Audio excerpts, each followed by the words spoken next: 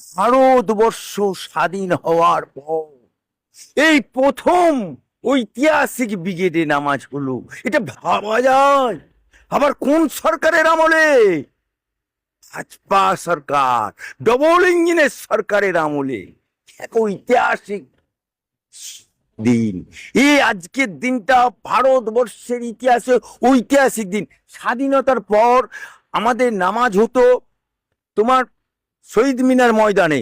এক বছর পুরো পানি হয়ে গেল।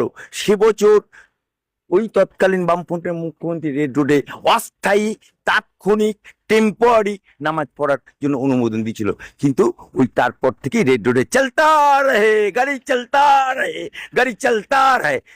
আর দিদি এসে ওই নামাজ ওতেই চালাতো।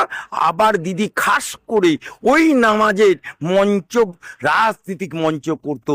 উনি এইরকম উৎকা টাঙিয়ে আল্লাহ আমিন, আল্লাহ আকবার।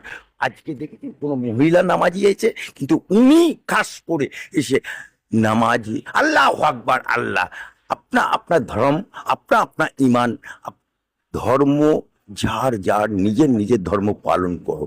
আমি ফিরাদ হাকিম না যে ধর্ম যার উৎসব, আমি সেটা বলবো না।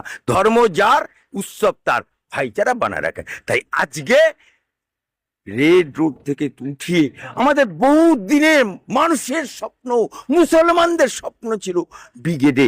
এই মমতা সরকারের আমল থেকে বিভিন্ন জায়গায় চিঠি করা হয়েছিল, কেউ দেয়নি খিলাফত কমিটিকে। অবশেষে শুভেন্দু অধিকারী খিলাফত কমিটিকে এই ব্রিগেড দিল, এবং এই ব্রিগেড যে কেন্দ্র সরকারের আন্ডারে যে মিলিটারি তারাও দিল, এবং পুরো ইন্তেজাম করেছে।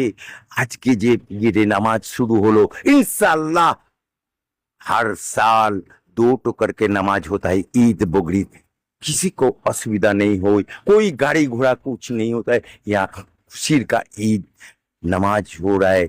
एक खुशी का, एक खुशी ধরে রাখা যাবে না। এই কানে আমরা ভারতবাসী, ভারত মাতার এই ব্রিগেড, ঐতিহাসিক ব্রিগেডে আমরা মাতা ছোলাম। আমরা ভারত মাতার সন্তান হিসাবে যে নামাজ পড়লাম, ঈদের নামাজ, এটা আমাদের গর্ব গর্ব গর্ব। সেলুট জানাই শুভেন্দুকে, সেলুট জানাই রাজনাথ সিংকে, সেলুট জানাই ভারতের প্রধানমন্ত্রীকে, ডবল ইঞ্জিন সরকারকে।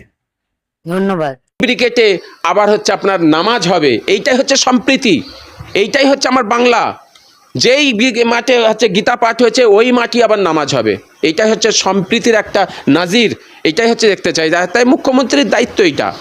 মুখ্যমন্ত্রী এটা ব্যবস্থা করবেন যেন আগামীতে যেন এই জিনিসটা না করে, সেনাবাহিনীকে সামনে দাঁড় করিয়ে নামাজ না বন্ধ করে দেয়। কেন আইন সকলের জন্য সমান, সেইটা জন্য যেন আমাদের রাজ্যের মুখ্যমন্ত্রী লক্ষ্য রাখে। যদি মাননীয় মুখ্যমন্ত্রী চান, তিনি আমাদের অভিভাবক। আজকে মাননীয় মুখ্যমন্ত্রী পশ্চিমবাংলার অভিভাবক সমস্ত সম্প্রদায়ের মানুষের। আজকে রেড রোডে নামাজ পড়ার জন্যে কিছু মানুষের সমস্যার জন্যে মুখ্যমন্ত্রী ভালো বুঝেছেন, তাই ওইটাকে রেড রোডে নিয়ে যাওয়া হয়েছে ব্রিগেডে। তো ব্রিগেডে নামাজ হচ্ছে খুব ভালো, খুব খুশির কথা। আমরাও চাই, মুসলিম সম্প্রদায়ও চাই রাস্তার ওপরে নামাজ কোনো অন্য সম্প্রদায়ের ওপরে ডিস্টার্ব না হয়, তার জন্যে।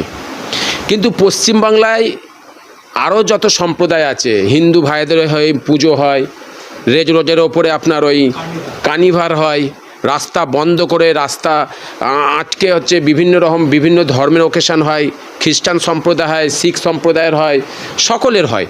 তো আজকে এই নামাজ, এই যে হিন্দু সমাজের, মুসলিম সমাজের, পশ্চিমবাংলায় সমস্ত সম্প্রদায়ের মানুষের রাস্তায় ওকেশন হয়, এই জন্য কারোর ব্যক্তিগত কোনো সমস্যা হয়নি এতদিন ধরে, এত বছর ধরে হয়ে আসছে, বহু বছর ধরে এটা চলে আসছে। কোনো সম্প্রদায়, কোনো পাবলিক এই কথা বলে না যে রাস্তার উপরে কেন নামাজ পড়ছো, বলে না। বা এই রাস্তার উপরে মুসলিম সমাজ কোনোদিন বলে না রাস্তার উপরে পুজো হচ্ছে কেন, রাস্তা বন্ধ করে, বলে না। কেন? বছরে একটা ওকেশন হয়, করে না।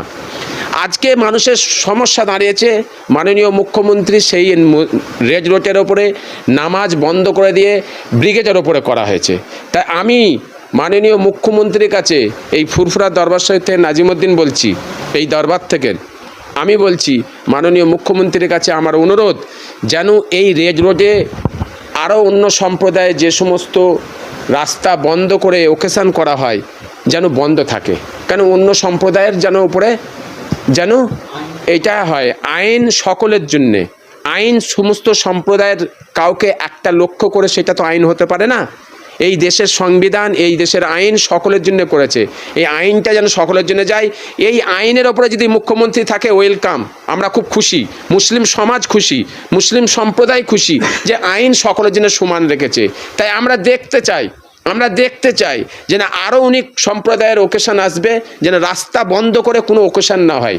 মুসলিমরাও নামাজ পড়বে না, তাদের প্রয়োজন হয়। আমি মুসলিম সম্প্রদায় লক্ষ্য করে বলতে চাইছি যে নামাজ আমাদের ভাগ করে হোক, একটা মসজিদে, কেন মসজিদ ভর্তি হয়ে রাস্তায় নেমে যায়, একটাই জামাত হয়, জামাতকে ভাগ করে নাও, রাস্তা বন্ধ করে দিয়ে নামাজ 2 বার হোক 3 বার হোক, কিন্তু রাস্তায় না নেমে হয়। এটা মুসলিম সম্প্রদায়ের কাছে আমার অনুরোধ, আর সরকারের কাছে আমার অনুরোধ যেন আইন সকলের যেন সমান হয়।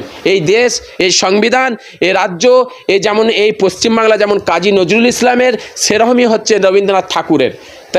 তাই আমি চাইছি যেন এই রাজ্যে যেন সম্প্রীতিটা যেন লক্ষ্য করে আমার মাননীয় মুখ্যমন্ত্রী, আমার রাজ্যে সম্প্রীতির সাথে আমরা চলি, যেন সম্প্রীতির সাথে আমরা যেন থাকতে পারি। দেখুন, এইটা রাজ্য সরকারের উপর ডিপেন্ড করছে।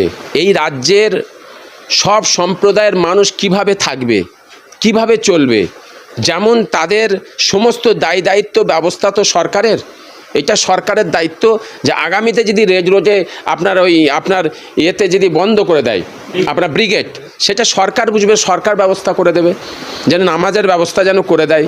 যেন কেন ব্রিগেডে আপনার হচ্ছে ইয়ে হয়েছিল, আপনার গীতা পাঠ হয়েছিল, হিন্দু সম্প্রদায়ের গীতা পাঠ হয়েছিল, যেই আপনার ব্রিগেডে গীতা পাঠ হয়েছিল সেই ব্রিগেডে আবার হচ্ছে আপনার নামাজ হবে। এইটাই হচ্ছে সম্প্রীতি, এইটাই হচ্ছে আমার বাংলা।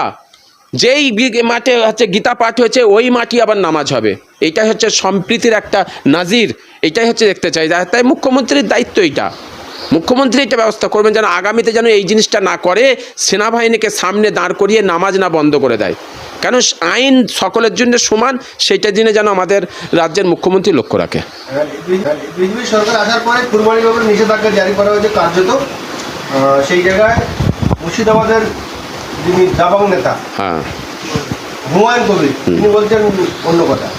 কি বলছেন? আপনি শুনেছেন, তিনি বলছেন আমরা করবো, অসুবিধা নেই, মুখ্যমন্ত্রীর সঙ্গে আমাদের কথা। না, এইটাই তো আমি বোঝাতে চাইছি বাংলার মানুষকে।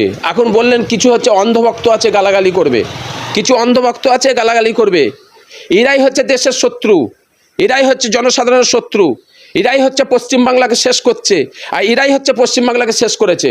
এমন বলেছে যে এখানে আমরা হচ্ছে